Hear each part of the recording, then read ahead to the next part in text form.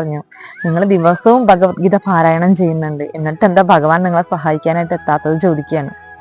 അങ്ങനെ ഭാര്യ പറഞ്ഞു, നിങ്ങൾ ഈ ഒരു സമയം കൊണ്ട് നിങ്ങൾ എന്തെങ്കിലും ഒരു ജോലിക്ക് പോയിരുന്നെങ്കിൽ അല്ലെങ്കിൽ എന്തെങ്കിലും ഒരു പണിക്ക് പോയിരുന്നെങ്കിൽ നമുക്ക് ജീവിക്കാമായിരുന്നു. തൊട്ടടുത്തുള്ള വീടുകളിൽ നിന്നാണ് നമുക്ക് ഭക്ഷണം തന്നെ തരുന്നത്. നിങ്ങളെ ഭഗവാൻ നിങ്ങളെ സഹായിക്കാനൊന്നും വരില്ല, നിങ്ങൾ എന്തെങ്കിലും പണി ചെയ്യാൻ നോക്കുമെന്ന് പറയാണ്. അപ്പൊ അദ്ദേഹത്തിന് തോന്നി, ശരിയാണ്, ഇത്രയും കാലം ഞാൻ ഭഗവാനെ പൂജിച്ചിട്ട് ഭഗവാൻ എന്നെ രക്ഷിക്കാനായിട്ട് എത്തിയിട്ടില്ല. ഞാൻ ഭഗവത്ഗീത ദിവസവും പാരായണം ചെയ്യുന്നുണ്ട്, ഭഗവാനെ സദാസമയം പൂജിക്കുന്നുണ്ട്, ഭഗവാനില്ലാതെ മറ്റൊരു ലോകം എനിക്കില്ല, എന്നിട്ട് പോലും ഭഗവാൻ എൻ്റെ ഈ സങ്കടങ്ങൾ കാണുന്നില്ല, ഭഗവാൻ എൻ്റെ ഈ സങ്കടങ്ങളൊന്നും കേൾക്കുന്നില്ല. അപ്പൊ അദ്ദേഹം വിചാരിച്ചു, ഇനി ഞാൻ ഭഗവത്ഗീത വായിക്കുന്നില്ല, നിർത്തി. അദ്ദേഹം വേഗം മഷി കൊണ്ടിട്ട് ആ ഭഗവത്ഗീതയിൽ അങ്ങോട്ട് വെട്ടി, അങ്ങനെ മച്ചിലിക്കാണ്ട് എറിഞ്ഞു മേലക്ക്, ഇനി ഞാൻ ഈ ഭഗവത്ഗീത വായിക്കില്ല. അങ്ങനെ അദ്ദേഹം അടുത്ത ഗ്രാമത്തിലേക്ക് ജോലിക്കായിട്ട് പോയി. അവിടുന്ന് കുറച്ച് കഴിഞ്ഞപ്പോൾ ഒരു യുവാവ് വന്നു.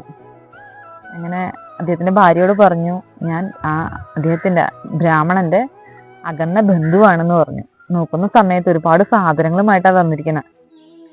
അങ്ങനെ അത് ഈ ഒരു സ്ത്രീയുടെ കയ്യിൽ കൊടുത്തു, അദ്ദേഹത്തിന്റെ ഭാര്യയുടെ കയ്യിൽ കൊടുത്തു. അപ്പൊ ആ സ്ത്രീ ശ്രദ്ധിച്ചു വന്നു, ആ യുവാവിന്റെ ഫേസിൽ ഒരു ബ്ലാക്ക് കളർ കാണുന്നുണ്ടായിരുന്നു. അങ്ങനെ അത് പറഞ്ഞിട്ട്